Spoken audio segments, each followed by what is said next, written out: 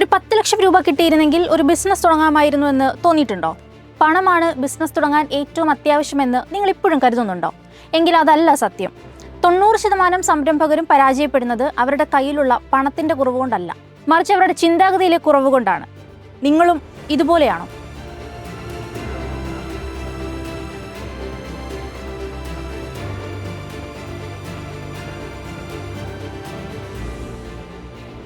ഈ വർഷം, അതായത് 2026-ൽ വിപണിയിലെ മാറ്റങ്ങൾ വളരെ വേഗത്തിലാണ് നടക്കുന്നത്. ലോകത്തെ പ്രമുഖ മാനേജ്മെന്റ് വിദഗ്ധർ പറയുന്നത് സംരംഭകത്വം അഥവാ ഓൺട്രപ്രണിയർഷിപ്പ് എന്നത് ഒരു ജന്മസിദ്ധമായ കഴിവൊന്നുമല്ല, മറിച്ച് പഠിച്ചെടുക്കാവുന്ന ഒരു ചിന്താഗതിയാണെന്നാണ്. ഹാർവാർഡ് ബിസിനസ് റിവ്യൂവിന്റെ 2025-ലെ റിപ്പോർട്ട് വ്യക്തമാക്കുന്നത് ശരിയായ ചിന്താഗതിയുള്ള സ്ഥാപകർക്ക് 40% കൂടുതൽ വളർച്ച നേടാൻ കഴിയുമെന്നാണ്. ഒരു ബിസിനസ് തുടങ്ങുന്നതിനെക്കുറിച്ച് ചിന്തിക്കുന്ന ആളാണോ നിങ്ങൾ? എങ്കിൽ ഈ വീഡിയോ അവസാനം വരെ കാണുകയാണെങ്കിൽ ഒരു യഥാർത്ഥ സംരംഭകന്റെ ചിന്താഗതി നിങ്ങളിലുണ്ടോ എന്ന് തിരിച്ചറിയാനുള്ള 8 ലക്ഷണങ്ങൾ നിങ്ങൾക്ക് മനസ്സിലാക്കാൻ സാധിക്കും. ഈ വീഡിയോയിൽ നിങ്ങൾ സംരംഭകത്വത്തിന്റെ മനഃശാസ്ത്രം മനസ്സിലാക്കും. ആ 8 ലക്ഷണങ്ങൾ തിരിച്ചറിയും. നിങ്ങളുടെ ചിന്താഗതി എങ്ങനെ മാറ്റാമെന്ന് കണ്ടെത്തും. അപ്പോൾ നമുക്ക് ആദ്യം എന്താണ് ഈ ചിന്താഗതി എന്ന് നോക്കാം. 1980-കൾ മുതൽ ഗവേഷകർ സംരംഭകരുടെ മനസ്സിനെക്കുറിച്ച് പഠിക്കുന്നുണ്ട്. അന്ന് അവർ കണ്ടെത്തിയത് സംരംഭകർ പ്രശ്നങ്ങളെ കാണുന്നത് മറ്റുള്ളവരിൽ നിന്ന് വ്യത്യസ്തമായിട്ടാണെന്നാണ്.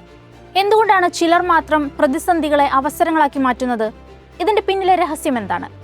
സംരംഭകത്വം എന്നതൊരു ഉൽപ്പന്നം വിൽക്കുന്നതിലല്ല, മറിച്ച് മൂല്യം സൃഷ്ടിക്കുന്നതിലാണ് അടങ്ങിയിരിക്കുന്നത്. ഉദാഹരണത്തിന് ടാറ്റ ഗ്രൂപ്പിന്റെ പ്രവർത്തനം നോക്കാം.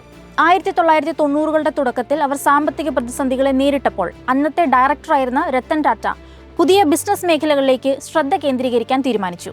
ഇത് കമ്പനിയുടെ വളർച്ച 300% വർദ്ധിപ്പിച്ചു.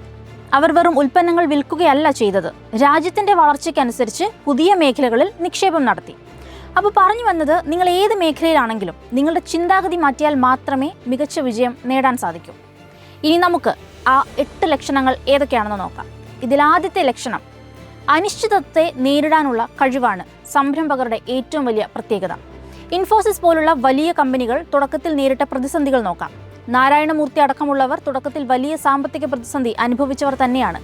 എന്നാൽ അവർ വിപണിയിലെ അനിശ്ചിതത്വങ്ങളെ ഭയന്നില്ല. 2025-ലെ കണക്കുകൾ പ്രകാരം ഇന്ത്യൻ മധ്യവർഗത്തിന്റെ ചെലവഴിക്കൽ ശീലം മാറിയപ്പോൾ അതിനനുസരിച്ച് അവർ തങ്ങളുടെ സേവനങ്ങളിൽ മാറ്റം വരുത്തി. നിങ്ങളുടെ കരിയറിലും ഇതുപോലെയുള്ള അനിശ്ചിതത്വങ്ങൾ ധാരാളം ഉണ്ടാകാം. എന്നാൽ അതെങ്ങനെ നേരിടുന്നു എന്നതിനാണ് വിജയം. സത്യം പറഞ്ഞാൽ ഭയം എന്നത് വിജയത്തിന്റെ ഒരു പ്രധാന ഘടകമാണ്. അത് നിങ്ങളെ മുന്നോട്ട് നയിക്കാൻ സഹായിക്കും. രണ്ടാമത്തത്, പ്രശ്നപരിഹാര മനോഭാവം അഥവാ പ്രോബ്ലം സോൾവിംഗ് ആറ്റിറ്റ്യൂഡ്. ബിസിനസ് ആശയങ്ങൾ എപ്പോഴും ജനങ്ങളുടെ നിത്യജീവിതത്തിലെ പ്രശ്നങ്ങൾക്കുള്ള പരിഹാരമാണ്. ഉപഭോക്താക്കൾ നേരിടുന്ന വെല്ലുവിളികൾ കൃത്യമായി തിരിച്ചറിയാനും അതിന് ലളിതവും ഫലപ്രദവുമായ പരിഹാരം നൽകുവാനും ഒരു സംരംഭകന് കഴിയണം. മികച്ച ഉൽപ്പന്നങ്ങളോ സേവനങ്ങളോ ഉണ്ടാകുന്നത് ഈ പ്രശ്നപരിഹാര കാഴ്ചപ്പാടിൽ നിന്നാണ്. തുടർച്ചയായ പഠനം. വിപണിയിലെ സാങ്കേതിക വിദ്യകളും ഉപഭോക്തൃ താൽപ്പര്യങ്ങളും അതിവേഗം മാറിക്കൊണ്ടിരിക്കുന്നുണ്ട്. പുതിയ അറിവുകൾ നേടാനും വിപണിയിലെ മാറ്റങ്ങളെക്കുറിച്ച് നിരന്തരം പഠിക്കാനും തയ്യാറാകുന്നവർക്കേ ദീർഘകാലം പിടിച്ചു നിൽക്കാൻ സാധിക്കൂ. 2026-ലെ വിപണിയിൽ മുന്നിൽ നിൽക്കാൻ പുതിയ ട്രെൻഡുകളെക്കുറിച്ചുള്ള അറിവ് അത്യന്താപേക്ഷിതമാണ്. ഇനിയുള്ളത് സാമ്പത്തിക അച്ചടക്കമാണ്. ലഭിക്കുന്ന വരുമാനം കൃത്യമായി വിനിയോഗിക്കുക എന്നത് വളരെ പ്രധാനമാണ്. അനാവശ്യ ചെലവുകൾ ഒഴിവാക്കി ബിസിനസിന്റെ വളർച്ചയ്ക്ക് ഏറ്റവും ആവശ്യമുള്ള മേഖലകളിൽ മാത്രം മൂലധനം നിക്ഷേപിക്കാൻ ഈ അച്ചടക്കം നിങ്ങളെ സഹായിക്കും. ഇത് ബിസിനസിനെ പ്രതിസന്ധികളിൽ നിന്നും സംരക്ഷിക്കുന്നു. പിന്നെയുള്ളത് നെറ്റ്വർക്കിംഗ് ആണ്. വ്യവസായ രംഗത്തെ മികച്ച വിദഗ്ധരുമായും ഉപഭോക്താക്കളുമായും നല്ല ബന്ധം സ്ഥാപിക്കുന്നത് ബിസിനസ് വളർച്ചയെ വേഗത്തിലാക്കുന്നു.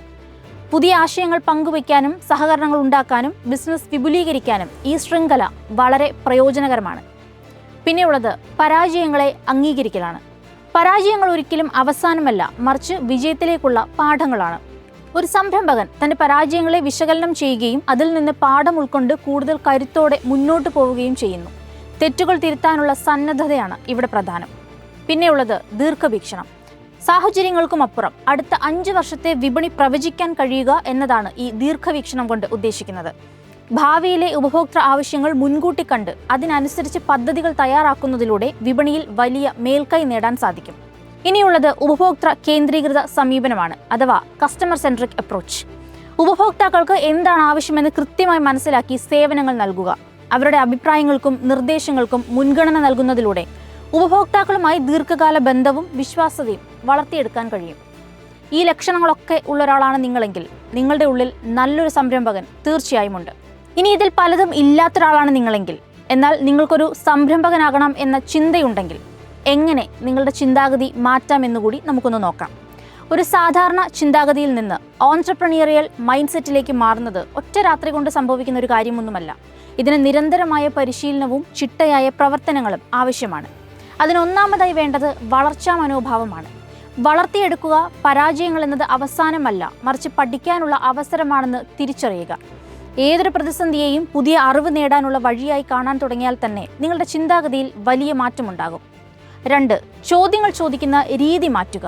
പ്രശ്നങ്ങൾ ഉണ്ടാകുമ്പോൾ എന്തുകൊണ്ടാണ് എനിക്കിത് സംഭവിച്ചത് എന്ന് ചിന്തിക്കുന്നതിന് പകരം ഇതിൽ നിന്ന് എനിക്ക് എന്ത് പഠിക്കാൻ കഴിയും, ഇതെങ്ങനെ പരിഹരിക്കാം എന്ന് സ്വയം ചോദിക്കുക. പരിഹാരങ്ങളിൽ ശ്രദ്ധ കേന്ദ്രീകരിക്കുക. ഒരു പ്രശ്നമുണ്ടാകുമ്പോൾ അതിനെക്കുറിച്ച് പരാതിപ്പെടുത്തുന്നതിന് മുൻപ് അതിനുള്ള പരിഹാരം എന്താണെന്ന് ചിന്തിക്കുക. സംരംഭകർ എപ്പോഴും പ്രശ്നം പരിഹരിക്കുന്നവരാണ്. പിന്നെയുള്ളത് തുടർച്ചയായ വായനയും അറിവ് നേടലുമാണ്. ബിസിനസ്, സാമ്പത്തിക മേഖലകളിലെ പുതിയ അറിവുകൾ, പുസ്തകങ്ങൾ, വിജയഗാഥകൾ എന്നിവ വായിക്കുകയും മനസ്സിലാക്കുകയും ചെയ്യുക. ഇപ്പോൾ നിങ്ങൾ കണ്ടുകൊണ്ടിരിക്കുന്ന ഈ വീഡിയോ പോലും നിങ്ങളുടെ മൈൻഡ് സെറ്റ് മാറുന്നതിൻ്റെ ലക്ഷണങ്ങളാണ്. പിന്നീട് ചെറിയ തോതിലുള്ള പരീക്ഷണങ്ങൾ നടത്തുക. വലിയ റിസ്കുകൾ എടുക്കുന്നതിന് പകരം ചെറിയ കാര്യങ്ങളിൽ നിന്ന് ബിസിനസ് രീതികൾ പരീക്ഷിച്ചു നോക്കുക. ഇത് ആത്മവിശ്വാസം വർദ്ധിപ്പിക്കാനും പുതിയ വഴികൾ കണ്ടെത്താനും നിങ്ങളെ സഹായിക്കും. ഇത്രയും ഒക്കെ കേട്ടിട്ടും നിങ്ങളെ പിന്നോട്ട് വലിക്കുന്ന എന്തെങ്കിലും കാര്യം ഇനിയും ബാക്കിയുണ്ടെങ്കിൽ കമൻറ്റ് ചെയ്യുക. ഒപ്പം ഇതുപോലെയുള്ള വീഡിയോകൾക്കായി ദ പ്രോഫിറ്റ് ന്യൂസ് സബ്സ്ക്രൈബ് ചെയ്യാനും മറക്കരുത്.